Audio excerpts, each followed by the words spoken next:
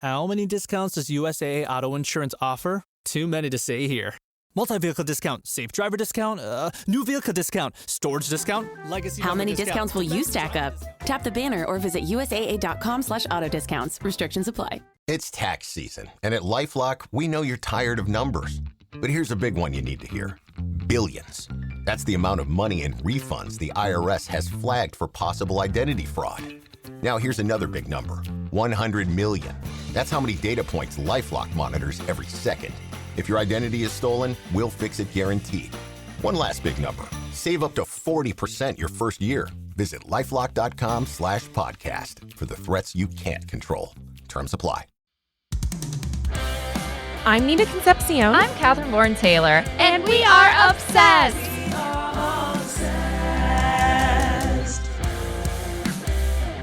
Obsessed is a comedy podcast about your hyper-fixations, the ones that keep you up at night, hijack your group chats, and send you down a rabbit hole. Each episode, we deep dive and unpack the niche interests you just can't get your mind off of. No obsession is too weird when you're amongst friends. Oh, yes. Oh, yeah.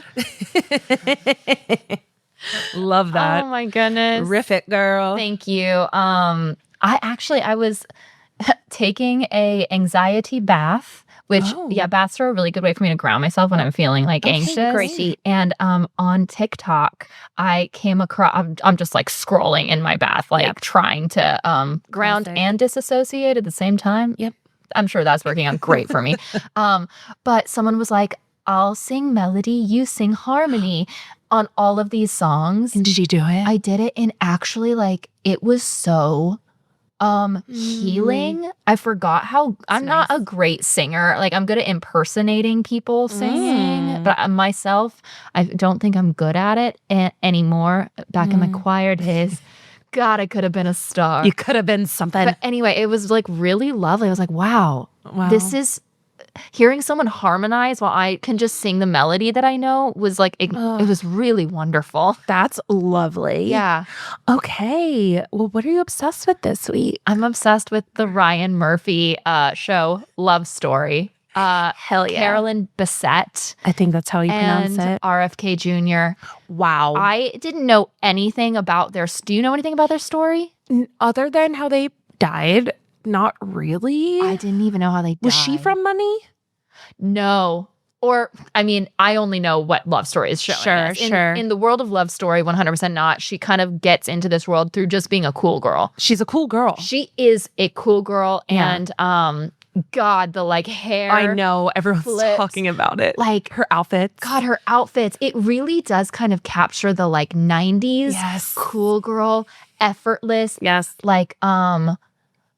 Quiet luxury vibe of the mid 90s. It's just so good. Yeah, and I didn't expect to like it so much. I just kind of started it. Yeah. Binged 4 episodes in one night. Where is it? On Hulu? Yeah. Hulu. Okay. Hulu, Disney Plus, Hulu, etc. Oh, wow. Really good, great acting. God, the Kennedy family. Wild. Talk about cursed. That's a hyper-fixation we could really dive into. Actually. The history. And I went to college with a descendant of Jackie O, actually. Oh my God. I don't want to say her last name on here, but her last name, and she was so beautiful. She was one of the most beautiful girls I'd ever seen in my life. Yep. And then I found out she was a direct descendant of Jackie O. She was on my dorm floor, and I'm just no wonder. That is as close as you can get to American royalty. Yeah. And there's definitely a lot of parallels drawn between how RFK Jr. and Carolyn were treated to how you I think of The Crown. Yes. And just how it's the Meghan Markle. The Meghan Markle of it all. Yeah. Actually, yeah. It's fascinating. But the show's really good. Oh my God, I really want... I'm also the only things I know about it. Did you ever watch Real Housewives of New York City? No, but one of my favorite things is having someone just recap these things to me. And the Real Housewives of New York City is one that I had a great time hearing all about. There was a Real Housewife who was married. Her husband was, I think, in the Kennedy family, and she was friends with Caroline or what's her name? Carolyn. There's and Caroline Kennedy. Okay, she was Carolyn. friends with Carolyn and JFK Jr. I'm pretty sure. I could be totally butchering this, but she had some connection to them. And my God, did she bring it up all the time? My God, is she mentioning it? Oh, she's mentioning so it. Funny. She's mentioning it. It also just makes me so nostalgic for like a time that I guess I was like alive in, but I was like 8. You know, I wasn't like in my mid-20s in New York City in 1996. Yeah, it reminds me of You've Got Mail, how it just like makes me yearn for a time that. Oh my God. I don't know if it actually was that way or what, but like it's what we're told. They really place the show in time in a great way. And I feel the same way when I watch old Sex and the City episodes and stuff. It's just like New York City, the 90s. There was nothing like it. Nothing like being in like the cool girl culture of the 90s in New York City. It's so cool. Wow. Okay, I'm going to have to start this because you're not the only one who's told me that they love it. Definitely started. I was it's like fun. Devastated when I realized it. There was no more new episodes until tonight, actually. Oh, so it's coming out weekly. Weekly. I have not tuned into a Ryan Murphy show since I actually binged the first season of American Horror Story. And then like, I don't know, I have not watched any. I didn't watch like Hollywood, that one he had. I watched Hollywood. And The Politician. I watched The Politician. Okay, so you're a little Ryan Murphy head. I would not even have said that, but I guess so. It's fun. He always draws you in with the outlandish and the colors and the costumes and the camp. Yeah, and the society of it all. The society of it all. Yeah. Okay, so what are you obsessed with? I'm obsessed with this movie I watched last night called Bird Eater. It's an Australian independent film that came out in 2023. So they filmed it in 2023. So I saw the trailer when I saw Baby Girl at Lamley. So that was when Baby Girl came out in 2024. God, Baby Girl. So good. I will be your father figure. And so I was at the Glendale Lamley and this trailer came on for this movie. And I was like, what the hell is this movie? Because it really hooked me. They're marketing it like a horror movie, but it's not true horror. It's more like a psychological thriller. Cool. And it is all the reviews, they brilliant marketing. It's just like every pull quote from a publication is feral, feral, feral, feral. Like it is a feral, earthy, horrific film that is about the premise is that it's this guy's bachelor party and he brings his fiance. He wants her to be there. And I really don't know else. It's like what is revealed over the course of the night is so deeply disturbing, at times wildly funny moments. But it is like the reveal of information, the quick flashbacks to things they're doing is so well done. It's directed by 2 guys. I think it's I don't want to say if it's their first feature, but I think they're super independent. Like they're not like famous or anything. When you posted about it on your Instagram, I saw that you tagged the director and I clicked on it and I was like, oh, this is like, I don't know. This is like clearly just like a working director. Yeah, I think they're all Australian. Cool. And it had a really great festival run. It had a very small so I've been trying to watch this movie for so long. So I couldn't find it wasn't streaming anywhere. It showed for maybe like a week in 2025. I asked Vidiots every time I went in, like, do you guys have this movie called Bird Eater? Do you have this movie? I couldn't find it. I scoured Reddit for how to watch it. The filmmakers were on Reddit being like, we hope it's like available soon. We don't know. Is this a distribution issue? I think so. Because it was an Australian film, so maybe it like only showed. I think it was a distribution thing. So finally, it got on Shudder, which is the horror streaming service. I was just like waiting. You couldn't even rent it on Amazon. Like I couldn't find it anywhere. I just saw this trailer and I was like, this movie stuck with me. And I would like read on Reddit people who saw it at festivals, and they're like, this movie was like so crazy. So I was just like dying to see it. I wonder if the fact that the lead is now on the pit kind of helped it finally like land somewhere. Because she's like, blowing up on the pit now. And it had to, because like before it was just nowhere. And I think it was a distribution issue. I'm pretty sure that's what they said on Reddit. And it surpassed my expectations by a lot. It was really well done. I need to watch it. It's a hard watch at times. It's giving like almost like the feeling I got watching Midsommar a little bit in certain ways. It's just like so primal. It's called Bird Eater. Bird Eater, all one word. Bird Eater. Yeah. And it is. What does that mean? I know. It's really good. I think you would really be fascinated by it. Okay. It was really, really good. Great. Really good. Oh my gosh. Yeah. So I'm obsessed. And I want to watch it again because I feel like there's things, people on Reddit were like, I've watched it 3 times and now you can see all these like things that are like sticking out and I'm like, oh my God. I hope they get their like Midsommar moment. Like these 2 guys should be directing. Like, I don't know. Did you ever see Talk to Me, that horror movie? And then no, I missed Bring Her that Back. one. They're 2 guys who direct both of those. And I'm like, these guys who directed Bird Eater, I hope they have a similar career of these. And the director like DM'd me. He was like, thanks so much for watching, Nina. And That's I'm like, great. I hope he continues to like thrive. Yep. Because I watch so many horror movies and I see a lot. There's certain ones directed by men that aren't good, but have a certain style. And then they get all this opportunity and it drives me insane. I'm like, if you're going to give it to 2 men, give it to 2 men who are making something really good and cool. Yeah, no kidding. Like, do you have to give it to these fucking, I could go on my It somehow diatribe. seems like they do have to do that. Yeah. It happens so often. It seems know. as if there's a system set up to support that.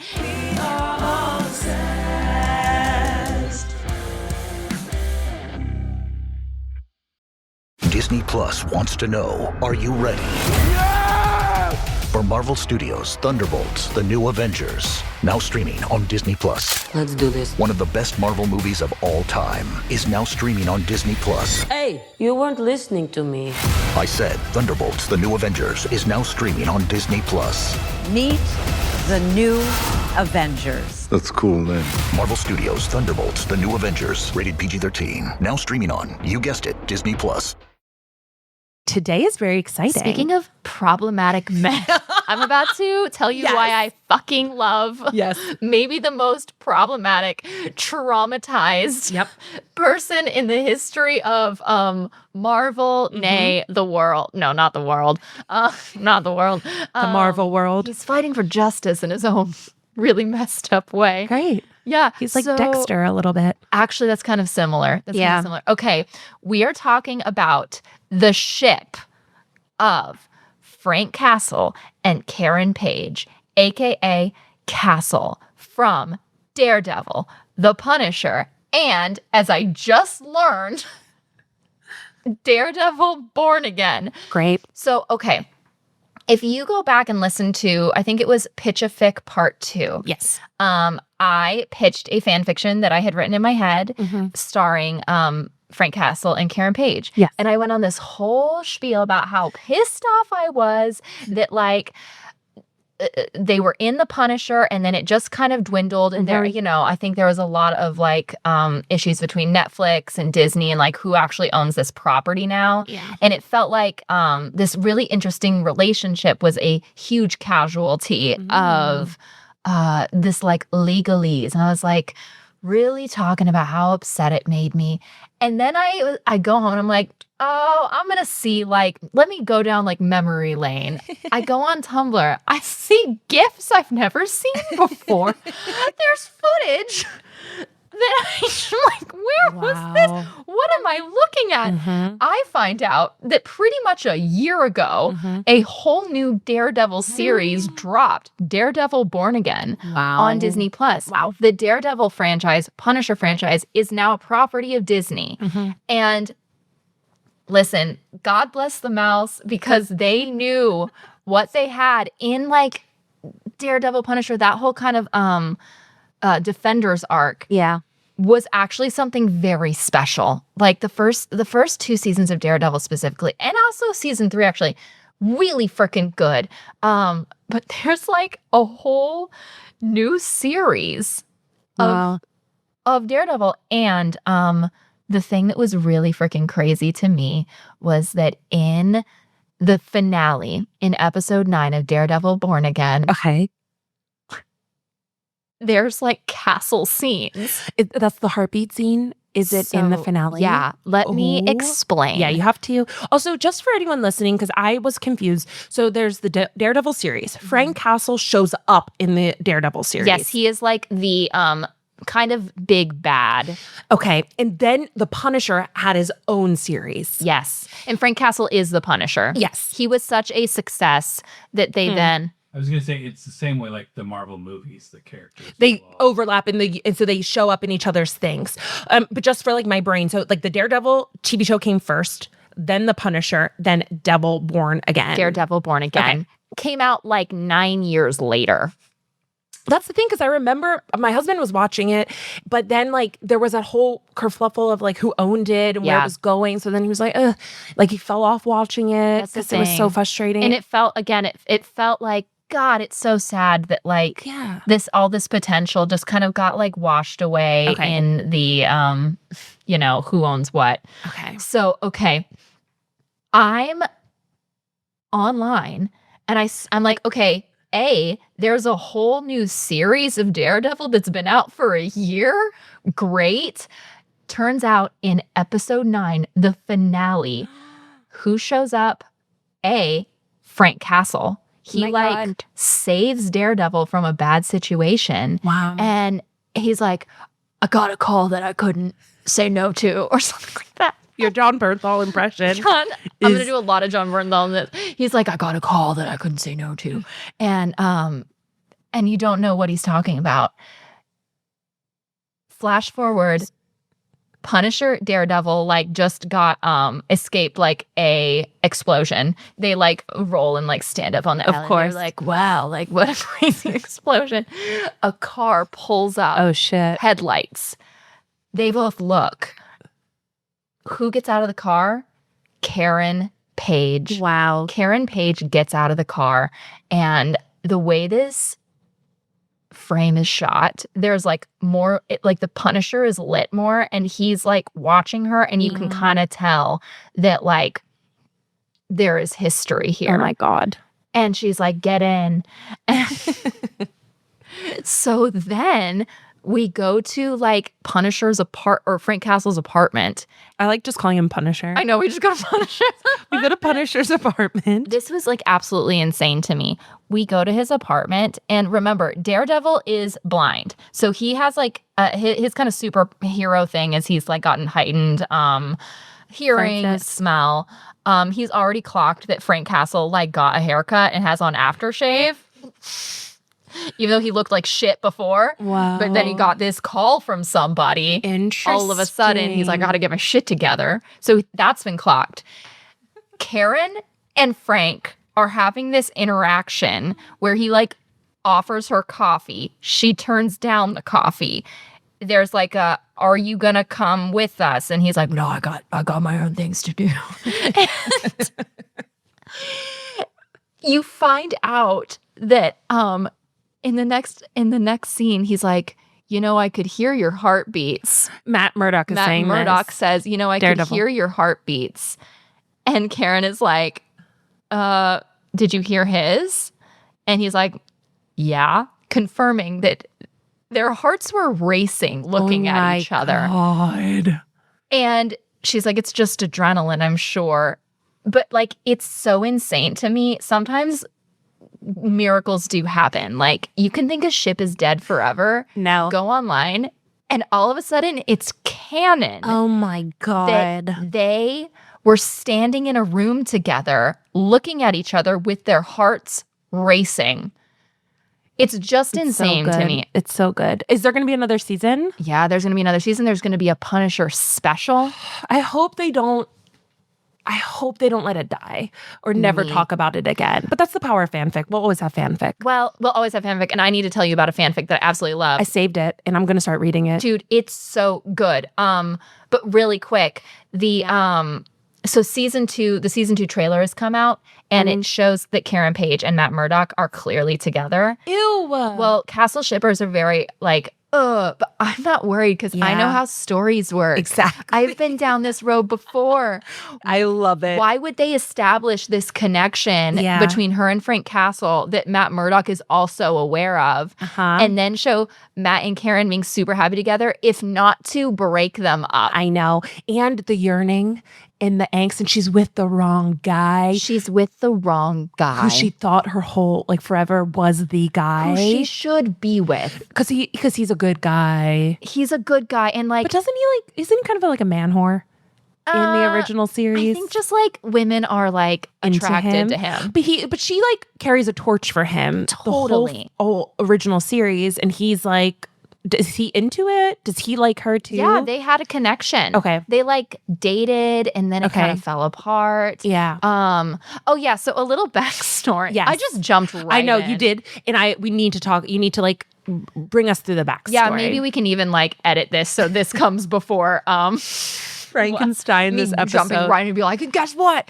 Okay. So Karen came onto the scene as like a secretary of Matt Murdock's legal team. Yes, I forget he's a lawyer. He's a lawyer. He's going to use the system to fight evil, not his fists. We love it. Until the system is just too broken. Okay. At these streets of Hell's Kitchen. So yeah, she comes on the scene. She also becomes a lawyer. That's where we meet Frank Castle, who is the most traumatized man who has ever walked the earth. His whole family was killed, and he is like so upset by this. And his only way, he actually puts it really well. He's like, the only way I know how to continue on with my life is to try to create a world that I can stand to live in. And I cannot stand to live in a world where people who did this are still around.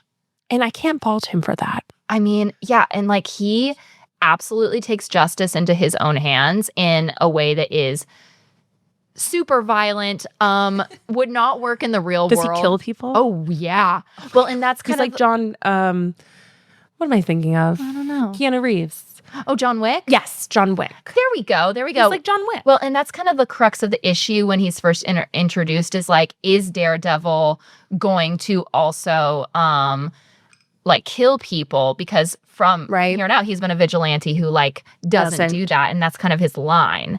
And the Punisher comes onto the scene and kind of like makes a case for like the other side of that coin of like, they just keep coming back. La, la, la, la, la. Again, this is like these are like things you can love in a man in fiction and not in real life. 100. There's so much to this. Yes. Frank Castle, Karen Page developed this weird connection. Okay. And again, I don't think this was planned, but you get Frank and Karen in a room together, and all of a sudden it like reminds her of her own darkness that she's been like hiding from. And there's something about her that like activates his like protective nature. And we love it. Oh my God. The way he will lose it if she is not okay. Oh my God. Is really insane. It's so problematic in real life, but in fiction, it is my favorite trope. Yeah. It's the trope of like whenever, it's like, who touched you? Who did this to you? Who did this to you? No, and that's 100% his thing. He's like, Karen, listen to me. I can't do what I have to do and keep you safe. Like, and she's like, you don't have to. He's like, but I have to. I do have to. Like, oh my God. And Jon Bernthal is like insane casting for this. He's so good at this really particular thing of He's really good at it. Like being so broken, but maybe having like one woman who he cares about that is like tethering him to his humanity. Well, and I also love the trope of like he deep down probably is like, I don't deserve her and I don't deserve happiness and I don't deserve goodness. Oh, it's not even deep down. He straight up says that, Nina. That's literally verbatim. I love it. That's verbatim. He's like, come on, Karen. You like, Matt is good. He's good, Karen. He's like, you're brave and you will throw everything in your life away for me and I can't have you do that. Like, that's the thing. They get so close to explicitly naming what it is between them after he has like stormed in like a place that he like circumvents like a suicide bomber that is going after her. He hears her give an interview on the radio where she's defending him and oh no, because they put a target on her back. Yeah and he's listening. He's in a bunker with, oh my God, his later co-star on The Bear. Richie. Yeah, Richie from The Bear. Yeah. He has like a recurring guest star in season 2 of The Punisher, where they're in a bunker together. Wow. He hears Karen give this interview on the radio, and he's like, no, like we have to protect her. And he's like, what is going on with you and this lady? He's like, nothing happens to Karen, not on my watch. And he's like, listen, if Sarah was in trouble, you would go after her. And he's like, well, Sarah's my wife. She's my family. And he says, I'm only going to say this once. So is Karen. He says that. He says, come on. So is Karen. And then he just like slams his fist down on the table because he can't express his feelings. He's like, It's like primal aggro male energy like that in real life is so gross. It's so bad. In a show? In what I think Marvel is essentially a fairy tale.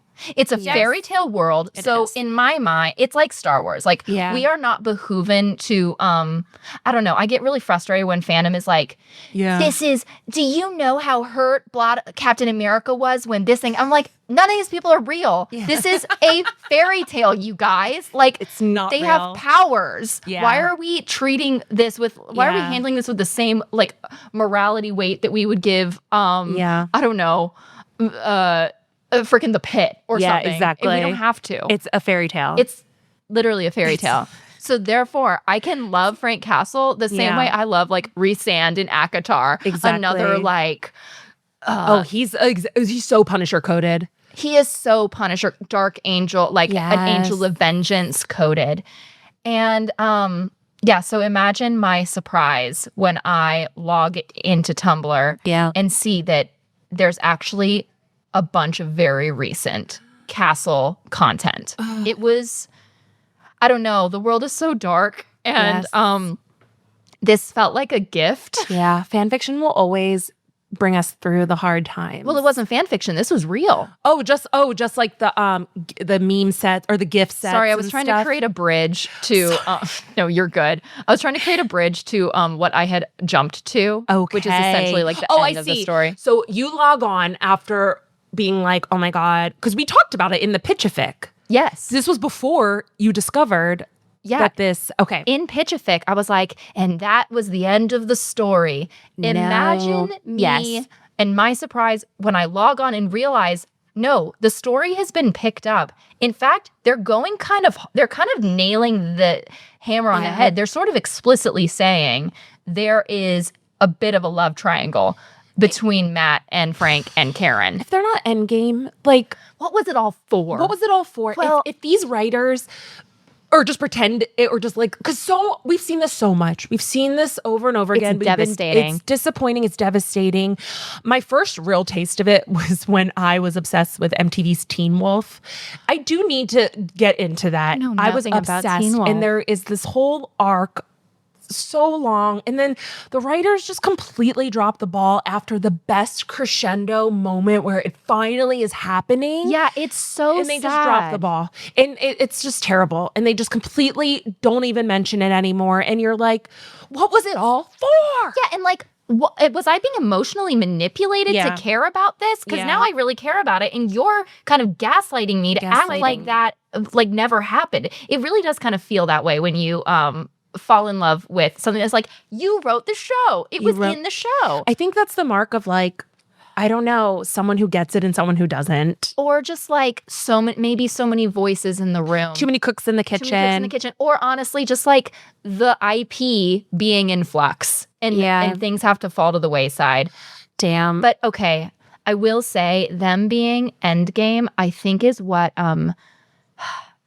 I don't know if they could ever have a happy ending. No, I guess it's like they don't have to be endgame, but if they just don't see it through a little more, would that be devastating? Yes, it's giving doomed soulmates. That is the most devastating. It's giving Fleabag and the Priest. It so is. It's exactly that kind of thing where it's like can't be together. They cannot. There's if Frank Castle, he cannot be domesticated. He cannot. He will never know peace. Because he had that one. That's the thing. The second that Frank Castle finds peace, that character is not the character anymore. And that's what makes this so narratively juicy, but also like kind of devastating. He'll only find peace when he's dead. That's the thing. And that's sort of giving Gladiator. It's giving Gladiator. It's giving like, I have nothing. That's what it is. I have nothing to live for. Yeah. My life is essentially over. He literally says, he's like, I can live with anything. He's like, if you want me to take someone out, I can do it. I can live with it. He doesn't care. I know that I can live with anything at this point. Like, how does his family die? They were like set up. Like they were because what was he before the Punisher? I think he was military. He got in too deep and they killed his family. Yeah, and they took out his family. That is sick. He had kid? Mm-hmm. He had 2. It's horrible. And again, Jon Bernthal plays like the trauma of this moment. And God, and Karen Page has this great monologue where she's like, imagine that every time you close your eyes, you are brought back to the singular worst like 30 seconds of your life. And your whole life is defined by that exact moment. It's just... We need to do a whole episode on like a grieving father, desperate father. We have to. We've talked about this. It's like Train Dreams, the same thing. It like something about this like character has lost everything. And now has to figure out what to live for. And like the biggest job he has, whether or not he failed at it or like on some level, he's pretty sure he failed. Like he had one job, which was to protect his family. It's so devastating. It's a great character. Like I just they're so rich with like human emotion and it's like it's hard for you to like justify maybe Frank's like if he hadn't gone through this, just someone who's like so violent, but you know where it's coming from. And and the way the audience finds out about where this is coming from is through Karen. Like it's really again really masterful writing because the eyes of the audience are actually Karen's eyes, that we kind of see this character transform. And she is like, he is not the monster everyone thinks he is. I'm not saying he's good, but he is not the like psycho killer that people are painting him as. Wow. So I will say the fanfic is really good for this pairing. There's one that was recommended to me on TikTok because I made a TikTok being like, guys. Guys. They're all I care about. What do I need to read? And it's called In Death's Dream Kingdom by the Restless Brook. And I felt really vindicated because in Pitch-a-Fic, I was hearing myself talk about this like fic I wanted where Karen and Frank kind of exist in like multiple universes. And I was like, oh, I'm crazy. What do I know? Well, guess what? I'm not crazy because I forgot in the Marvel universe, it's a huge thing that there's multiverses. There's a huge thing where like Thanos snapped his finger and half of the population disappeared. Oh, yeah. So this fic, it's like 20 chapters, really well written. And I think it really sets up maybe the only situation that Karen and Frank could actually have a like life together, which is that society is falling apart because Thanos snapped his fingers. Wow. Of course, as soon as Frank realizes what's happening, he has to get to Karen. Oh, I gotta read this because I started, like, I have it saved because I don't feel like I need to watch the show to enjoy this fic. And honestly, and that's the beauty of fanfic. That's the beauty of fanfic. And I think you can like look at the GIFs and enjoy that. I'll search Castle on Tumblr and bam, I'll see the greatest hits. I'll see all their scenes together. Actually, I'll just go on YouTube and say like every Karen Page, Frank Castle scene ever. I literally watched a playlist. Yes.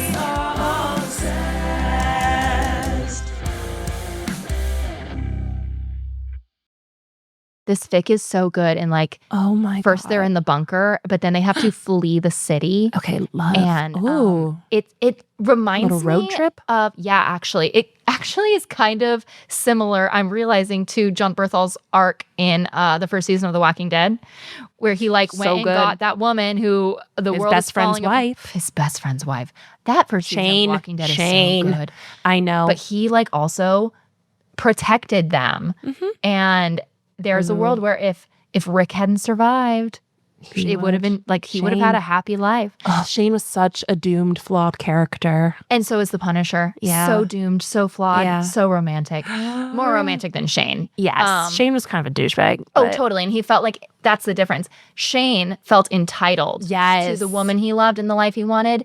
Frank Castle deeply feels he does not deserve it and so pushes her away at every chance he can get. Anyway, they have to like it's like a survival story, and they're trying to make it to Kentucky to this like cabin he knows of that his like military buddy like hooked up. It's just really good. And again, it's maybe the only situation that I can think of like how could these two actually be together in a way that feels true to their characters. I love it. In the long term. There's also a really good AU one where he's a boxer and she's a top sports journalist. Yes. It's so good.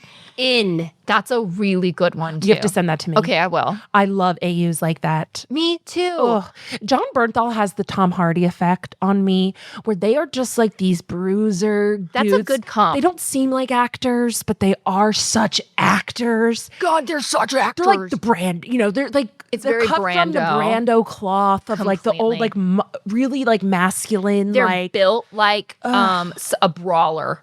They're brawlers. They could just get you could easily see them in a bar fight anywhere. Totally. Well, the Punisher never doesn't have cuts and bruises on his face. Exactly. And you're like, these dudes. And then you're like, it's so funny they're actors, which is like the most like profession of the arts and everything. I know. And you just know they're like, what can I get you from Crafty?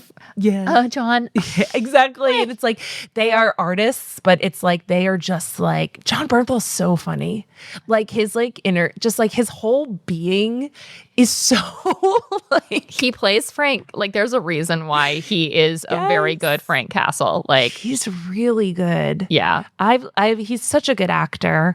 And so funny.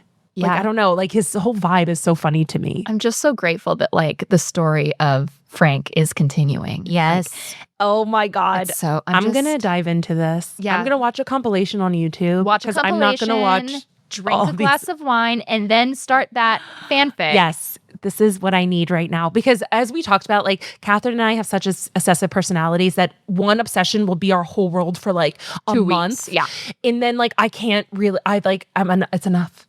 I'm like, I need to move on. Like Father Judd from Knives Out, was my every waking thought. And now I'm like, I've done it. I've done. That's the thing. That's enough now. It's like enough now. Enough now from Love Actually. Enough now. Enough now. It's Rick from The Walking Dead. From The Walking Dead. It's literally enough now. That's how I feel. Good. Like I've done it. Just side note, I love it when he like in Love Actually when he like screws up and she sees the video. 17-year-old Keira Knightley, crazy, sees the video and he just like walks and then zips up his sweater. I've always loved the way he zips up. He just zips it up and like he's like puts his hands in his pockets and keeps walking. It's so funny. It's so. What a movie. Anyway, wow. Yeah, thanks for letting me kind of get this out of my system. I'm really excited. I just feel so grateful that like their story is continuing. Please, God, don't let them drop this thread. Please don't. I have this real hope. Okay. Yeah. I told you that Daredevil season 2, it's picking up with Matt and Karen clearly in a relationship. But there's gonna be a Punisher special that takes place in the same kind of timeline, co-written by Jon Bernthal, who has gone on record as saying one of his favorite things is the Frank Karen relationship. Yeah, he's not going to let that pass him by. No, absolutely not. And it's I think airing about like halfway through the season 2 of Born Again, and I really freaking want Karen and Matt to get this out of their system because they have to close that loop. There's something that's pulling her away. She can't fully like invest. Yeah. And then we get this like 1 hour Punisher special and we see like them together and it just maybe she like comes back from something and like it breaks up with Matt or something and I think we have to see that what happens. I'm so excited. And also the showrunner of Born Again, literally, they changed showrunners. There was a whole other thing, and Karen wasn't even going to be in it. Wow. And then they changed showrunners, and it's literally the showrunner of The Punisher. Yeah. Number 1. they bring back that showrunner and he's like, no, we got to get Karen back. We got to get Karen to back. the point where I think Deborah Ann Wool was like, at first I wasn't sure because I was really hurt when I wasn't asked back. Yeah. But okay, you have Jon Bernthal, who's a fan of Castle. You have this showrunner who made a point to be like, their hearts are racing in the same room. And poor Matt Murdock has to just sit there and listen to like his crush freaking out over another man and him freaking out over her. What's the scene of them in the elevator where he is like Oh holding her face? Or no, they're just like leaning into each other. They just lean into each other. What happens? Yeah, What's the so context? they just narrowly escaped a suicide bomber who blows himself up outside the room. Oh, shit. And then he has to pretend to take her hostage so as not to get both of them taken by the FBI. And they're like so beat up. Yeah. And they've like been through hell. And this is the situation that he like stormed the gates to like rescue her. Okay. And he like has her acting like he's holding her holding her hostage, backs him into the elevator. Doors close, and like you see he's got her. Yeah. He's got a gun to her head pretending. Yeah. The second the doors close, they just like collapse and break apart. And it becomes really clear that this is like the moment he has to go. Like they see an escape thing through the ceiling. Yeah. And they just like lean against each other. They're both exhausted. It's such an intimate moment. Yeah. It's such an intimate moment. There's they play, these two actors play so well. Are they gonna kiss? Yeah. But I don't even think these two characters are aware that they might be about to kiss. Like they don't put a hat on it. No. It just it flows. It's a very like naturalistic kind of like these are two people experiencing something together. Yeah. And they like just lean their heads. The actors have hinted to there being takes that were like more overtly like romantic. Oh my They God. lean their heads against each other. And then the thing he always says when he's saying goodbye to Karen, it's some iteration of like, stay safe or like, take care. Oh my God. That's what he always, he's done it like 4 times. Goes up into the he elevator. like jumps. Again, the man is like, I think he's like caught off and shit. He just jumps up and like escapes through the elevator. Doors open. She's alone. And everyone's like, whoa. I see that like gif over and over and I'm like, what is this scene? And she's in this like beautiful like lavender blouse. Like it's just so good. They know what they're doing. They know what they're doing. Yeah. And I just am so happy and excited to see where this goes. Yay! Daredevil Born Again / The Punisher. I never would have pegged you for any sort of Marvel person, but it makes sense because they're fairy tales. I loved Iron Man, actually. Yeah. I was really passionate about the Iron Man franchise, specifically in the way it set up the lore. I love world building and I love lore. Yeah. There's something about these two that just feel like such a small part of a kind of colossal franchise and world. Yes. That I just would love it if because they have such a connection, because these actors just have such chemistry that really kind of surprised everyone. Like I really admire when a writer's room can be like, listen, we weren't planning on this, but clearly like this is something that deserves attention, so we will pivot. Love. I just think that's so cool. It feels again like magic. We love. Wow. I love them. I love Castle. Oh, I'm so happy you found them. And Thanks, Nina. I'm going to read this fan fiction. Dude, and I it's can't so wait. good. I can't wait. It reminds me of the Boxcar Children, where they're just like trying to survive. I love like a fic that's isolated that has like an end goal. Like they are trying to get to this place. Yes. And that's the fic. They're literally just trying to survive. Yeah. It's I so love good. it. God, there's like a nuclear fallout. Like it's crazy. I'm excited. Yeah, get excited. Yes. Well, everyone, thank you so much. You can find me on all the things at Catherine Bourne Taylor. You can find me at all the things at Nina Concepcion. Follow the show at obsess_the show. And make sure to check out backdrop.fm. Become a member. You get ad-free episodes. You get access to all the different shows and podcasts that are on backdrop.fm. Yes, leave us a comment or like 5 stars. Please. And I have a show at the Elysian on April 19th. You better be Bellingham there. Bay. Please come. Nina will be there too. I will be there. Local. If you're local to LA, we better see you there. Yeah, thanks, everyone. Okay, stay obsessed. Stay obsessed.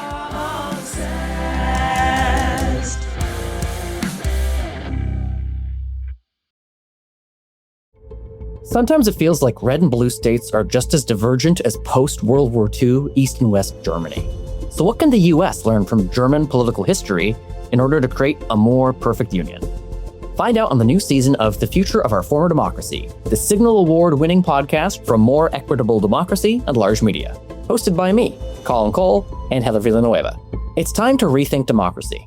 So follow The Future of Our Former Democracy wherever you get your podcasts.